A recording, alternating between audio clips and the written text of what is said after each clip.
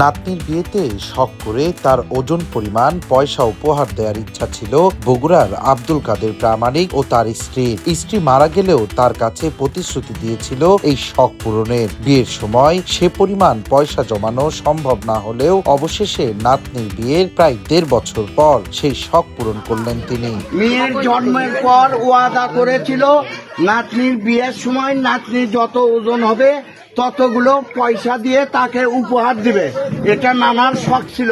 এক পাল্লায় নাতনি নাইমা, আরেক পাল্লায় তুলে দেয়া হয়েছে শত শত জমানো কয়েন। এই পয়সাগুলোর বেশিরভাগই 5 টাকার কয়েন। শুক্রবার রীতিমতো বিয়ে বাড়ির আয়োজন হয় আব্দুল কাদেরের বাড়িতে। পাড়াপড়শি, আত্মীয় পরিজন সকলেই ভিড় করেন দাঁড়িপাল্লায় মেপে পয়সা উপহার দেওয়ার সেই দৃশ্য দেখতে। সামাজিক যোগাযোগ মাধ্যমে ছড়িয়ে পড়ে এমনই এক ভিডিও।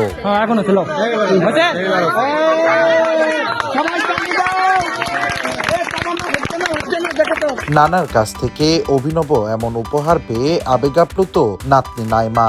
বাঁচে থাকতো সেই সময় যদি হতো তাহলে আরো ভালো লাগতো, তারই শখ ছিল এটা দেওয়া।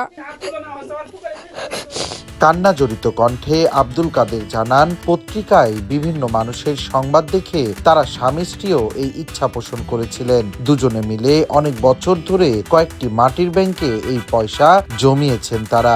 অনেক আগে একটা পেপারে দেখছিলাম আমি শিবগঞ্জের ঘটনা, তাতে আমি নিয়ত করছিলাম যে আমার পয়লা লাতি হলে আমি এটা দেবো, এই জন্য আমার এই জিনিসটা দেওয়া। মেয়ের বড় মেয়ে আমার, হ্যাঁ বিয়ে অনেক আগে হচ্ছে, তখন আমার সমর্থন হয়নি, আমি দিতে পারিনি। তবে অন্যান্য মারা গেছে, আমাকে বলে গেছিল সমর্থন হচ্ছে, আমি দিছি, আর কিছু না। এই পয়সা অনেকদিন ধরে জোগাড় করতেছি আমি, ঘুরে এখন মিলাতে পারছি।